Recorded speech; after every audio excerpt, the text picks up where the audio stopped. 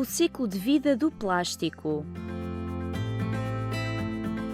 Hoje em dia, o plástico está presente em quase tudo o que utilizamos.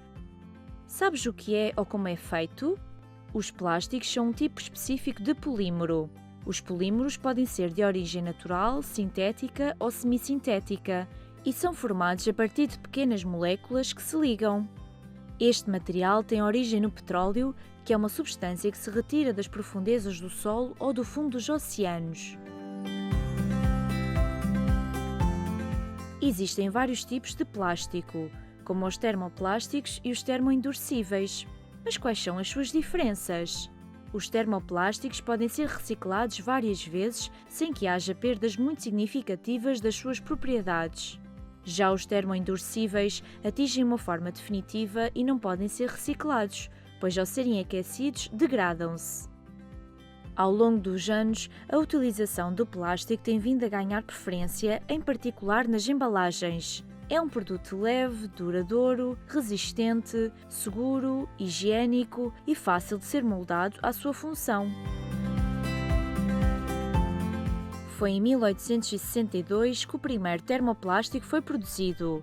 Rapidamente, este material tornou-se um dos mais utilizados devido às suas inúmeras vantagens. A descoberta do plástico permitiu uma evolução de vários setores de atividade e uma melhoria da qualidade de vida dos cidadãos. No entanto, o aumento do consumo de plásticos, a utilização excessiva dos recursos naturais e a filosofia do utilizar e deitar fora fez com que este modelo de consumo se tornasse insustentável.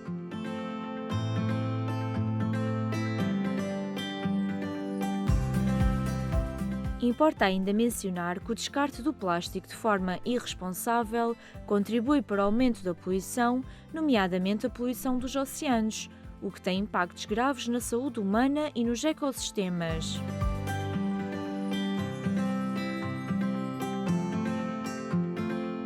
Existe também um lado invisível da poluição por plásticos, os microplásticos. Já ouviste falar? Estas pequenas partículas de plástico são um dos principais poluentes dos rios e dos oceanos.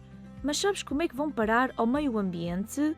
Por exemplo, através da lavagem da roupa, do desgaste dos pneus durante a condução e da fragmentação de plásticos de maiores dimensões, como sacos e garrafas.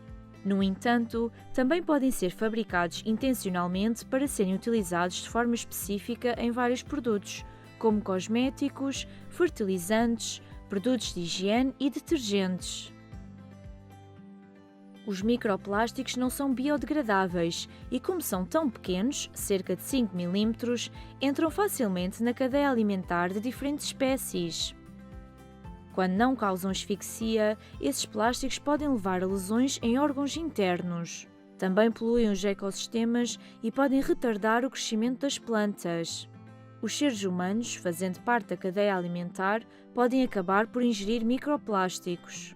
Os alimentos que comemos podem ainda ser contaminados durante o processo de produção ou como resultado do contacto com as embalagens.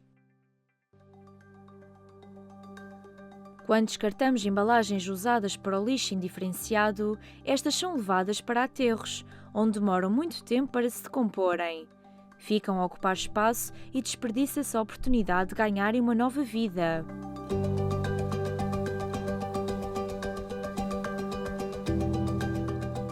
Assim, é necessário adotarmos um modelo em que os recursos sejam preservados, um modelo de economia circular.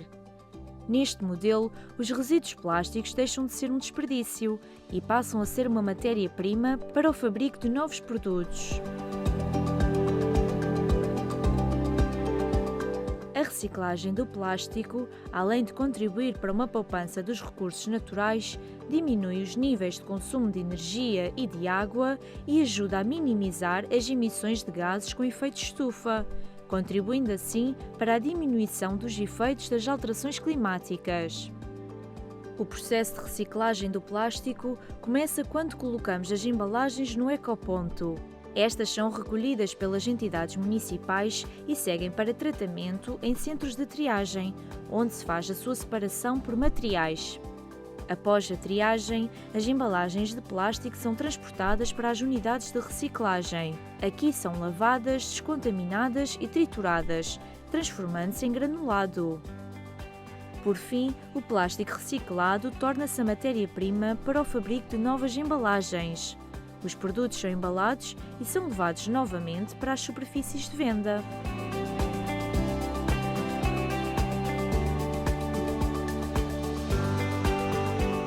Para que a reciclagem do plástico seja bem-sucedida, é importante que todas as pessoas façam a separação e deposição seletiva dos resíduos de forma correta.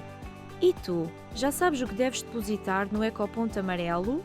Aqui podemos colocar, por exemplo, embalagens de detergentes, embalagens de iogurtes, pacotes de leite ou de sumo, embalagens de óleo alimentar, esferovite, garrafas de água e sacos de plástico. Antes de colocares as embalagens no ecoponto, deves escorrê-las e espalmá-las bem. E não te esqueças, não desperdices água a lavá-las, pois já são lavadas antes de serem transformadas. Os plásticos reciclados podem dar origem a diversos objetos, como sacos, embalagens de detergentes, fibras para peças de vestuário, vasos, tubagens e muito mais.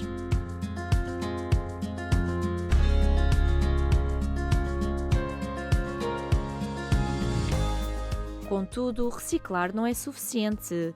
É fundamental reduzirmos o nosso consumo de plástico. Mas como é que o podemos fazer? Recusar embalagens desnecessárias, substituir embalagens de utilização única por embalagens reutilizáveis, reutilizar as embalagens e optar por produtos que disponibilizam sistemas de recargas são apenas alguns exemplos.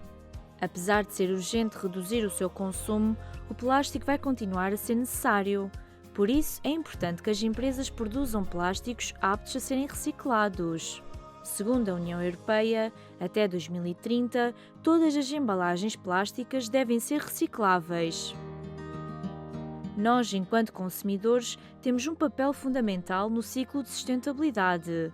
Para tal, devemos repensar a forma como consumimos, procurando diminuir a quantidade de resíduos produzidos.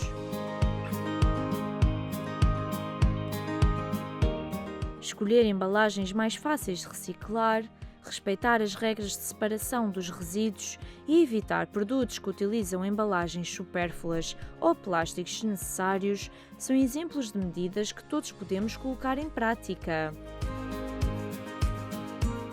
Só através da valorização destes resíduos podemos contribuir para uma economia verdadeiramente circular. E não te esqueças, os resíduos de hoje podem ser os recursos da amanhã. Contamos contigo?